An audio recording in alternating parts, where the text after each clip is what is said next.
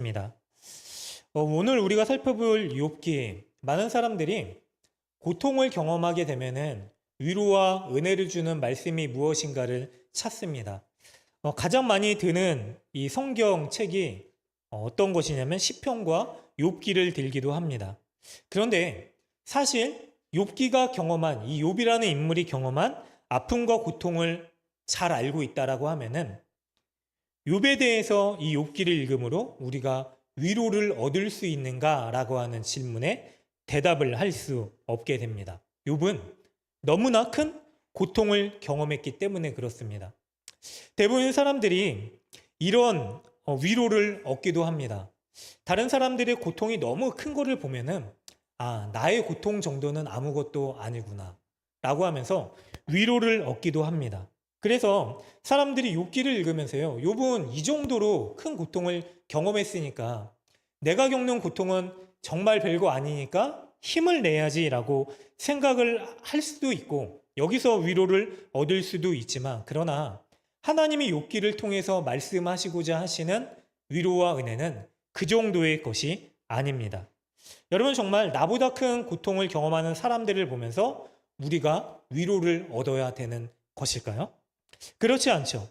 오늘 욥이 경험한 이 고통과 그리고 고난 중에 만난 하나님이 누구이신지를 살펴보면서요, 하나님이 우리에게 어떠한 분이신지, 어떤 위로와 은혜를 주고자 하시는지를 꼭 살펴보시고 또 은혜로 경험할 수 있는 저와 우리 모두 되시기를 주님의 이름으로 간절히 축원합니다. 욥은 아브라함과 이삭, 야곱과 같이 족장 시대에 살았었던 인물입니다. 그러나 하나님의 약속의 자손들은 아니었어요. 하나님이 약속 외에 포함된 사람들의 이야기를 통하여서 하나님이 이야기하고자 하시는 일이 말씀이 있으셨던 것이죠. 욥에 대해서 욥기 1장에는 이렇게 얘기를 합니다. 욥은 하나님을 경외하는 동방의 의인이었다라고 얘기를 해요.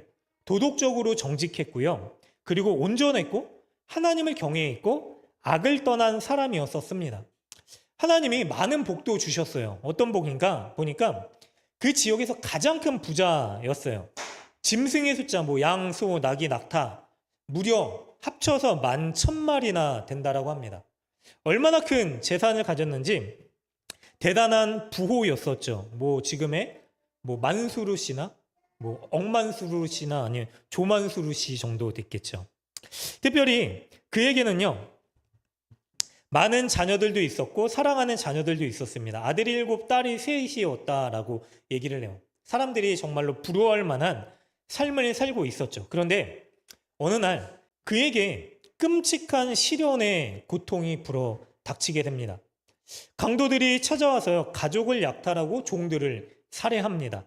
하늘에서 번개가 쳐서요, 가축들과 남은 종들을 다 죽이게 하는 끔찍한 일이 벌어지게 되죠. 10명의 자녀들은요, 집에 모여서 잔치를 벌이고 있었는데 끔찍한 태풍이 불어와서 집을 강타해서 집이 무너지고 자녀들은 모두 한순간에 몰살당하게 되는 끔찍한 일을 경험하게 되죠.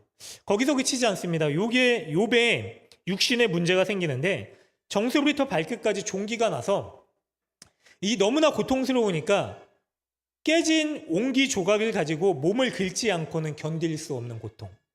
심지어는 그를 바라보던 아내가요, 네가 그렇게 사느니 하나님을 저주하고 죽어라 라고 하고 욥을 버리고 떠나가게 되는 이 끔찍한 버림의 고통도 경험하게 됩니다. 그런데 욥이 어떻게 하나님에 대한 신실한 믿음을 지켰는가? 욥기 1장 21절에는 우리가 잘 알고 있는 말씀이죠. 주신 이도 여호와시오 거두신 이도 여호와시니 여호와의 이름이 찬송을 받으실지어다. 욥에 대해서요, 원망과 불평으로 얘기하고 저주하고 죽어라 라고 했었던 아내에 대해서는요, 믿음을 지키라 라고 얘기를 하면서 하나님께 복을 받았을 즉 화도 받지 아니하겠느냐 라고 얘기를 하기까지 했죠. 이토록 신실하게 살아가는 욥에게 왜 그럼 고통이 찾아온 걸까요? 많은 사람들은 고난이 찾아오는 문제에 대해서요, 잘못된 하나님을 해석하기도 합니다. 하나님을 잘못 해석하게 된다라고 하는 거예요. 하나님이 왜 우리 가운데 고난을 주시는가? 그것이 대부분 생각하기에 하나님이 우리가 잘못해서 벌하시는 거다, 치신다라고 이야기를 하기도 합니다.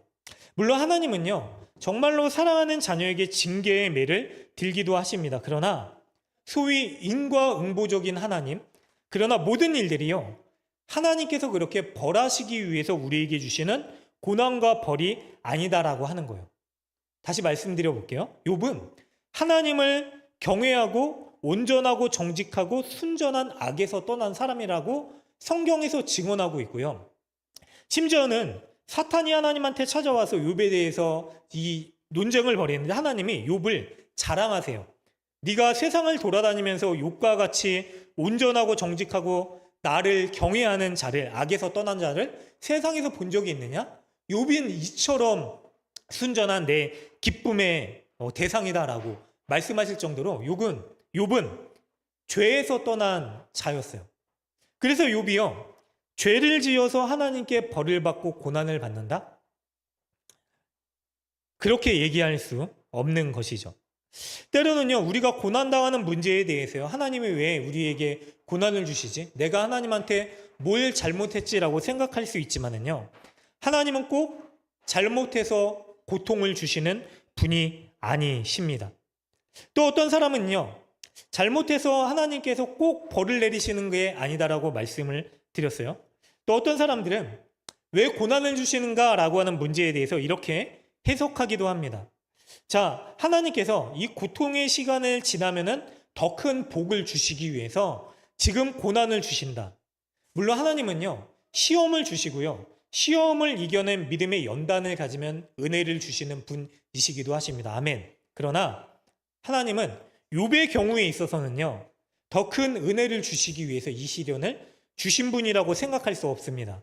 그렇다라고 하면은 하나님은 사랑도 없고 인정도 없고 우리의 원망과 비난의 대상이 될 수밖에 없는 분이기 때문에 그렇습니다. 다시 볼게요. 욥은요, 정말로 하나님을 경외하는 자였습니다. 그런데 욥의 이 끔찍한 고통을 경험하고 나니까 우리가 읽은 42장 본문 뒷부분에 보면은 하나님께서 욥에게 2배나 되는 은혜를 주셨다라고 얘기를 하고 있어요. 갑절이다 되는 복을 주셨다. 그래서 하나님께서 당장의 고통을 주시고 이것을 믿음으로 이겨내면은 갑절이나 되는 은혜를 주시니까 이 고통을 그렇게 바라봐야 된다? 욥의 경우는 절대로 그렇지 않습니다. 보세요. 사랑하는 아들, 딸이 있었습니다. 10명이나 돼요. 그런데요, 이 아들, 딸이 다 죽고 그리고 11,000마리나 되는 짐승들이 죽고 가장 믿고 의지했었던 종들과 함께 살아가고 있었던 동역자들이 다 죽었습니다.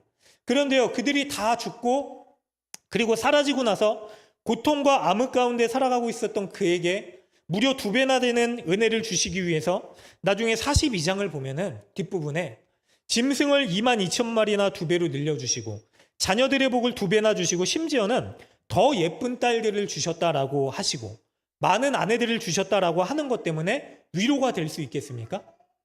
여러분, 자녀를 먼저 떠나보내는 이 슬픔은요, 평생을 가슴에 묻고 살아가는 고통이라고 얘기를 하잖아요. 내가 새로운 자녀를 다시 잉태하고 난다라고 한들 먼저 떠나보낸 자녀는요, 우리의 가슴에 묻고 평생을 살아가고 있는 거예요. 새로 자라는 아이들의 웃음을 보면서요, 잊혀진 먼저 떠나보낸 나의 자녀가 생각나는 거고요. 그 아이도 살아있었다라고 하면은 이런 기쁨을 누렸을 텐데 무려 10명이나 되는 자녀들의 얼굴이 떠오르고 평생을 고통 가운데 살아갔을 것입니다. 아무리 많은 2배나 되는 복을 준다라고 한들 지금 당장에 경험하게 되는 이 고통이 너무 크기 때문에 욥은 차라리 이렇게 얘기했을 것입니다. 차라리 고통을 주지 마세요. 지금 현실에 만족하겠습니다. 나한테 2배를 주시기 위해서 이 고난을 견디라고요? 라고 한다라고 하면은 저 같으면은 차라리 그 하나님을 떠나서 지금의 현실의 삶에 만족하라고 그리고 그렇게 살기 위해서 살아갔을 것입니다. 여러분, 우리 대부분이 그렇게 살아가지 않습니까? 하나님이 이 시련을 이겨내시면 2배나 되는 복을 주시기 위해서 이 시련을 경험해라, 인내해라, 참아라 라고 하신다라고 하면은 이 시련의 고통이 얼마나 큰지 이 시련을 다시는 지울 수 없는 상처가 되는 것을 하나님께서 아신다라고 하면은 도대체 나에게 이 시련을 왜 견디라라고 하시는가? 2배나 되는 복도 필요 없습니다. 지금 사랑하는 자들과 함께 살아갈 수 있도록 은혜를 주십시오라고 우리는 다 선택할 것이고요.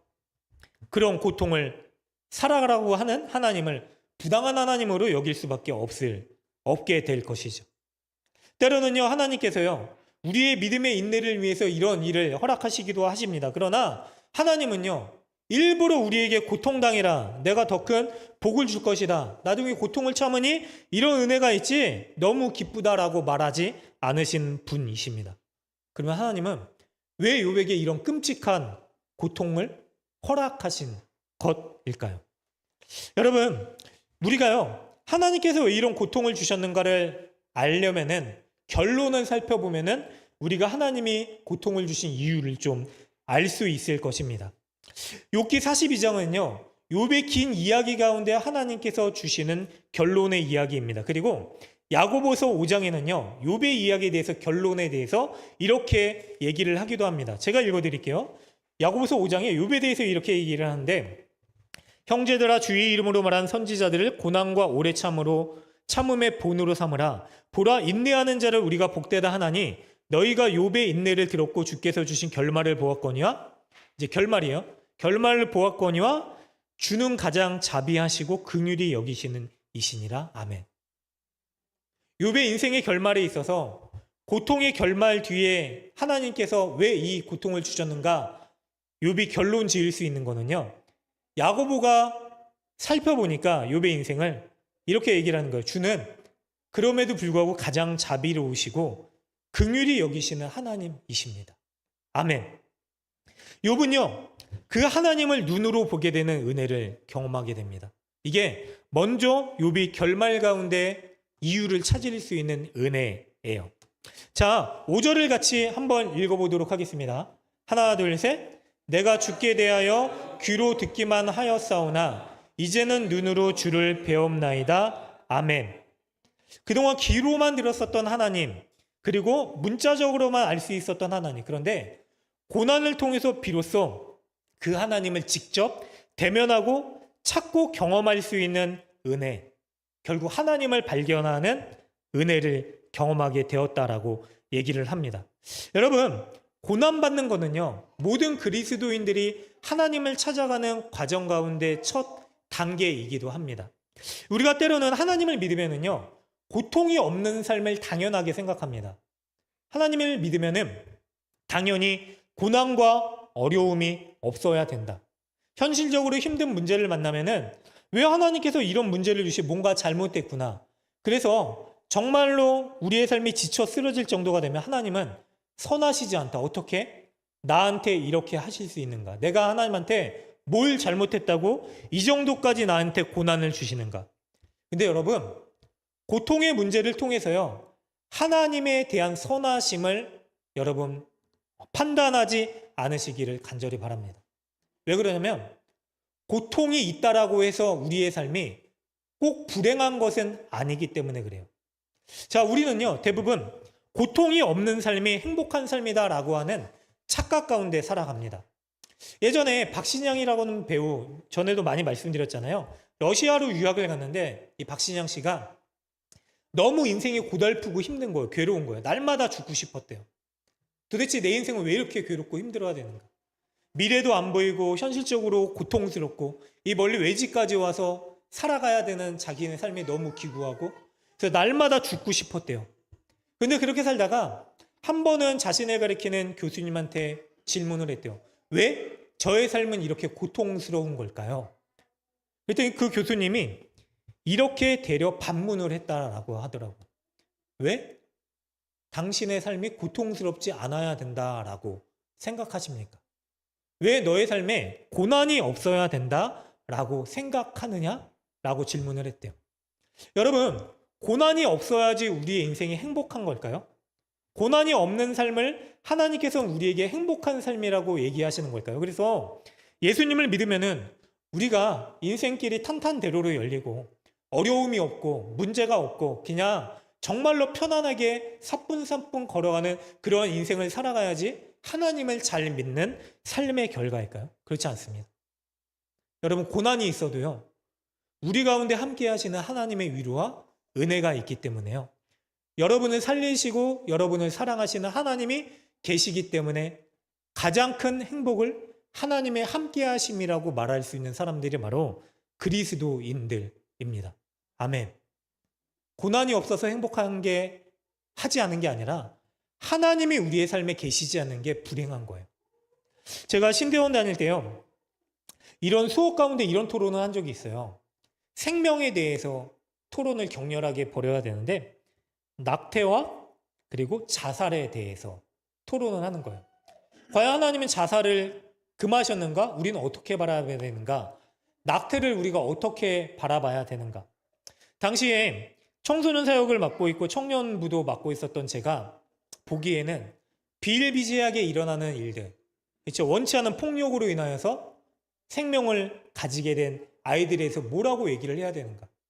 그들의 미래에 대한 미래를 생각하면은 당연히 자유롭게 새로운 삶을 살아가기 위해서 그냥 하나님께서 너를 이해하실 거야 라고 할 정도로 얘기해주고, 아이를 걱정하는 부모의 입장에서는 당연히 아이를 포기하고 아이가 새로운 인생을 살아갈 수 있도록 그 아이의 삶을 이끌어줘야 되는 거 아닌가 라고 생각하면서 이야기를 나누기도 하고, 그럼에도 불구하고 하나님은 생명을 우리 가운데 허락하시고 생명의 주인이 하나님이시기 때문에 절대로 생명을 포기해서는 안 된다라고 하는 반대적인 입장들, 여러분들은 어떻게 생각하십니까? 장애를 가진 사람들은 태어나면은 불행한 것입니까? 저도 노산의 아내가 장애를 가졌기 때문에, 아이를 가졌기 때문에, 물론 이제 저도 장애가 있어요. 나중에 이제 사고 후에 후유증으로 장애가 생긴 거죠.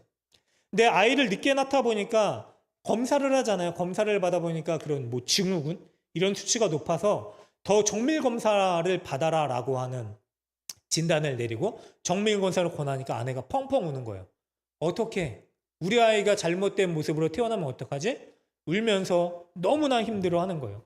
그래서 서로 기도하면서요, 결론은 그래도 하나님께서 우리에게 맡겨주신 아이니까 하나님께 맡기고 기도하면서 그냥 우리가 아이를 길러보자. 뒤는 하나님께, 결과는 하나님께 맡기자라고 결단을 냈지만 날마다 조바심이 나는 거예요. 그러나 하나님께서 그럼에도 불구하고 결국 제일 건강한 아이로 영광을 보내주셨죠. 그런데 정말로 장애를 입은 자녀들이 진짜 결과적으로 장애를 입고 날 게 불보듯 뻔하면은 그 아이를 낳는 게 그 아이 인생에도 불행하고 부모의 인생에도 불행이 펼쳐지게 된다라고 하는 것. 여러분, 우리는 단정 지어야 되는 것일까요? 이런 격렬한 토론 가운데요, 교수님이 결론을 내려주신 이렇게 얘기를 하시더라고요. 여러분, 왜 장애를 믿고 태어난 아이의 인생을 불행한 인생이라고 단정 지으십니까? 왜 원치 않은 생명으로 태어난 아이라고 해서 그 아이의 인생이 불행할 것이라고 생각을 하십니까? 왜 그 아이를 낳으면 부모가 평생을 불행하게 고통 가운데 살아갈 거라고 생각을 하십니까? 우리는 알고 있습니다. 닉 부이치치라고 하는 장애를 입고 태어난 사람, 이지선 자매라고 하는 늦게 화상의 고통을 안고 살아가는 자매. 그런데 그 둘 다 공통점이 있는데 뭐냐면 하나님을 만났다라고 하는 거예요. 어느 프로그램에서요, 그들에게 동일한 질문을 했습니다. 과연 지금 뭐 연필을 잡거나 지금 하나님께서 온전한 몸으로 과거로 태어날 수 있도록 은혜를 베풀어 주신다라고 하면 그 기회를 잡겠습니까? 라고 했을 때 이 끔찍한 고통을 안고 살아가는 두 분이 뭐라고 대답했는지 아세요? 아니요. 일말의 망설임도 없이요. 저는 그때로, 아니 하나님을 모르는 때로 돌아간다라고 하면은 저는 절대로 그 선택을 하지 않을 것입니다. 왜냐하면 하나님을 만나고 나서의 삶이, 내 삶이 장애가 있고 그리고 화상을 입고 끔찍한 모습으로 살아간다라고 할지라도 하나님이 나와 함께하는 이 은혜가 제일 큰 행복임을 제가 알고 있기 때문에 그렇습니다 라고 얘기를 한 것을 우리가 잘 알고 있죠. 여러분, 고통이 있다라고 해서 우리가 불행한 삶입니까? 아닙니다. 여러분, 고통이 있어도요, 하나님이 함께 하신다라고 하면은요, 우리의 삶은 가장 복된 삶이다라고 이야기할 수 있는 삶입니다. 그것이 하나님이 우리에게 주시는 은혜예요. 현실적으로 이 고통이 너무나 크기 때문에요, 고난이 너무나 어렵기 때문에요, 눈물이 흐르고 마음은 다 찢어지고요, 그냥 낙담해서 지쳐 쓰러져서 죽고 싶은 것 같은 심정을 하나님 앞에 부르짖어 간구할지라도 하나님께서 그 가운데 함께 하시다라고 하면은 우리는요, 고난 속에서 우리를 일으켜 주시는 하나님의 위로와 소망을 따라 일어날 수 있는 가장 복된 사람이다라고 하는 것. 그래서 여러분, 주님을 알고 믿고 있는 여러분들은 가장 복된 인생입니다. 아멘. 욥이 그 은혜를 그의 끔찍한 이유를 알 수 없는 고난의 끝에 경험하게 된 거예요. 내가 죽게 대하여 귀로만 들었지만 이제는 주님의 선하신 은혜의 얼굴을 내게 비추시고 그 인자하신 눈으로 여전히 나를 바라보고 계시는 분이심을 제가 깨닫습니다. 주님, 여전히 나와 함께 하시는군요. 나를 사랑의 눈으로 바라봐 주고 계시는군요. 이 고통 가운데서도 한 번도 눈을 떼지 않고 나를 보고 지키고 계셨군요. 사랑하는 여러분, 그 하나님의 은혜의 얼굴을 경험할 수 있게 되는 것, 그게 우리가 얻을 수 있는 가장 큰 은혜임을 기억하시고 이미 그 은혜를 주신 하나님의 위로와 사랑 가운데 살아갈 수 있는 저와 우리 모두 되시기를 주님의 이름으로 간절히 축원합니다. 지속적인 문제가 올지라도요, 해결할 수 없는 어려움이 우리를 짓누를지더라도요, 나를 괴롭히는 삶의 문제가 우리를 변화시키지 않고 여전히 그 자리에 낙심되게 만들지라도요, 하나님의 사랑의 손길이 여러분들을 붙들고 계신다라고 하는 은혜, 그것이 바로 하나님의 얼굴을 결국엔 경험한 사람들의 가장 큰 복이고 기쁨입니다. 자, 두 번째로요, 욥은 이 시련을 겪는 동안 온전함을 잃지 않고 하나님과 씨름하며 사투하며 진짜 하나님의 법칙이 무엇인지를 깨달을 수 있었어요. 서두에도 말씀드렸지만 대부분의 사람들은 인과응보의 법칙을 따라 살아갑니다. 그래서 하나님이 나에게 문제가 생기게 하셨다, 내가 뭘 잘못했구나. 때로는 하나님이 왜 저런 악인들까지도 은혜를 베풀어 주시는가. 하나님이요, 욥의 이러한 무수한 고민들, 그리고 친구들이 3명이 있었는데 그 절친들이 다 욥에 대해서요, 너가 뭘 잘못했으니까 하나님이 이렇게 하셨지, 너 회개해야 돼. 이유를 알 수 없는 고난 가운데 괴로워하는 욥을 향해서 이유를 찾아라, 회개해라, 끔찍하게 정죄하고 고통을 주는 일을 했었어요. 그런데 하나님께서 결국 욥 가운데 나타나시는데 38장 뒷부분에 보면은 이렇게 나타나세요. 누가 무지한 말로 세상의 이치를 흔드느냐? 미련한 말로 너희들을 무지하게 하는가? 세상을 창조하신 분이 누구시냐? 바다를 땅과 나누시고 하늘에 별을 두신 분이 누구이시냐? 하나님이 세상에 비를 내리시는 분이 누구이시냐? 의인에게 뿐만 아니라 악인에서도 비를 내시고 해를 뜨게 하시고 세상을 다스리시고 창조하시는 분이 누구이시냐라고 질문을 하세요.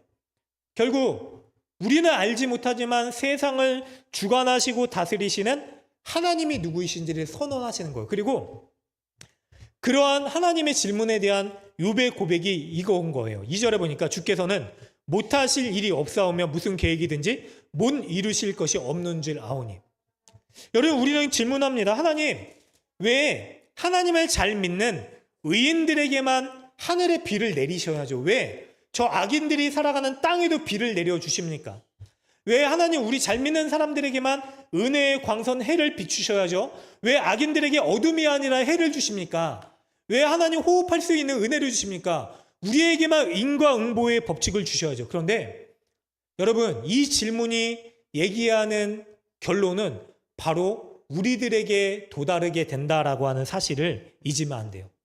여러분, 우리는 어떤 하나님 앞에 선한 일을 했길래 하나님께서 우리에게 은혜를 베풀어 주신 것입니까? 우리가 하나님 앞에 어떤 노력과 은혜를 다하였기에, 어떤 헌신을 했길래 하나님께서 우리에게 은혜를 베풀어 주셨습니까? 하나님께서 우리에게 베풀어 주신 은혜가 우리의 노력으로 살 수 있을 정도의 은혜입니까? 하나님의 생명이 십자가에 달리신 사건이요, 모든 우리를 향한 구속의 사건, 내가 너를 이토록 사랑한다, 내 생명을 다하기까지 내가 너를 놓지 않고 너를 사랑한다라고 하는 사건이요, 내가 노력해서 얻어낼 수 있을 정도의 사건입니까? 아니죠.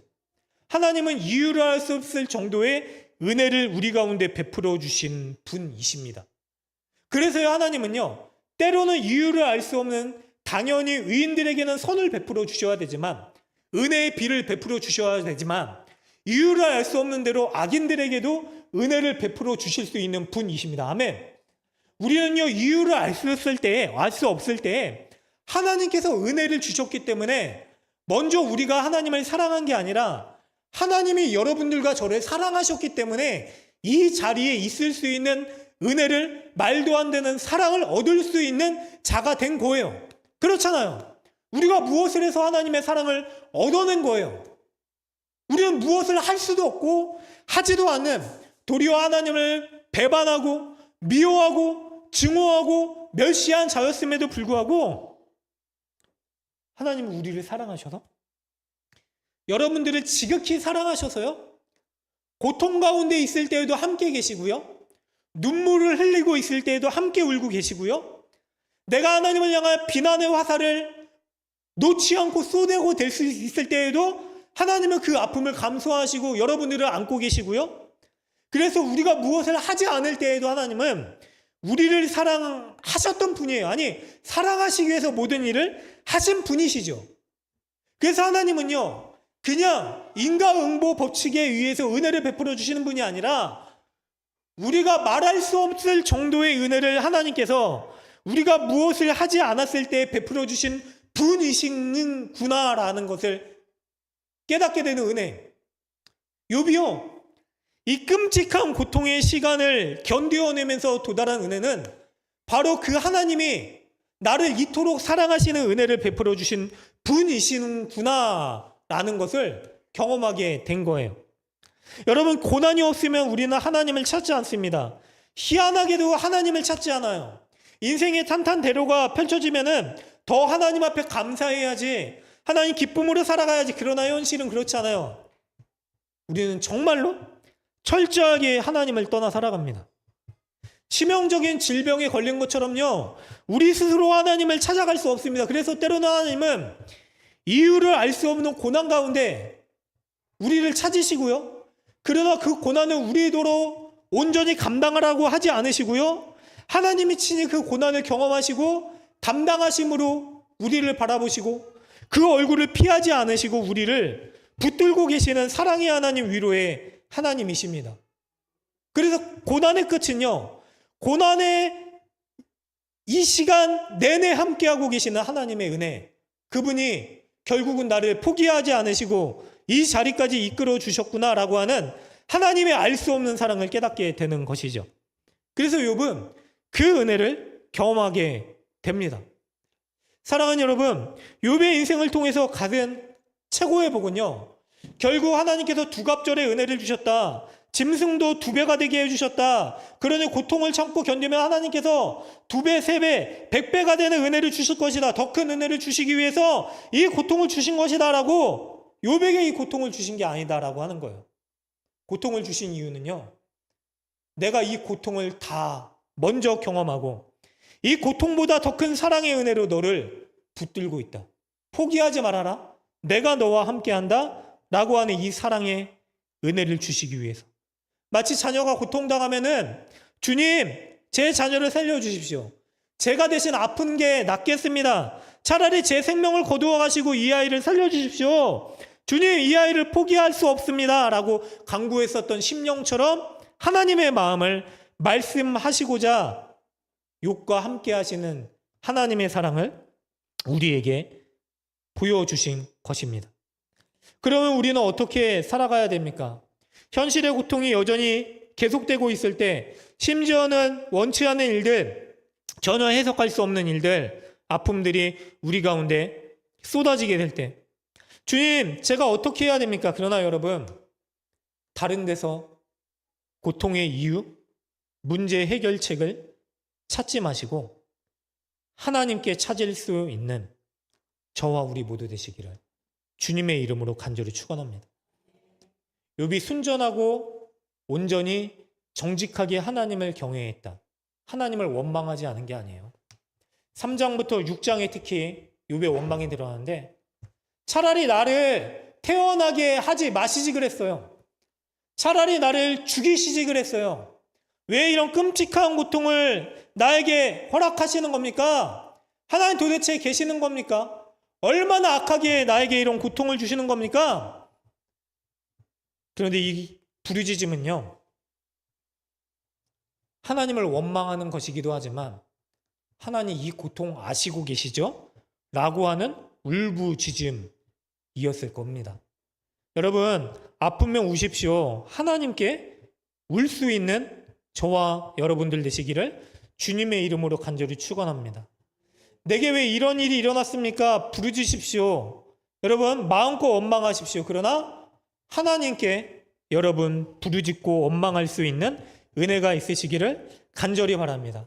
그러나 여러분, 내가 가는 길을 그가 아시나니 라고 하는 욥의 고백처럼요, 주님이 우리를 가장 잘 아시는 분이시기 때문에 그분의 품을 벗어나지 않을 수 있는 은혜가 있으시기를 간절히 바랍니다. 아프지 않는 것처럼 살아가지 마시기 바랍니다. 아프면은 아프다고 하나님께 부르짖으십시오. 가족이 떠나가더라도요, 누구도 이해할 수 없더라도요, 하나님은 우리를 가장 잘 아시는 분이십니다. 이것이 욥이 도달하게 된 하나님이 누구이신지 알게 된 하나님에 대한 결론입니다. 사랑하는 여러분, 모든 것을 잃어버릴 수 있는 사람, 아니 잃어버린 사람이 할 수 있는, 그러나 남겨진 가장 위대한 고백이 있습니다. 세상 모든 것이 나에게 떠나가더라도 하나님은 나와 함께 하십니다. 그래서 저는 절망이 끝이 아니라 고난 속에서도 기도하겠습니다. 제가 살 수 있는 유일한 길은 나의 하나님, 나의 주 예수 그리스도이십니다.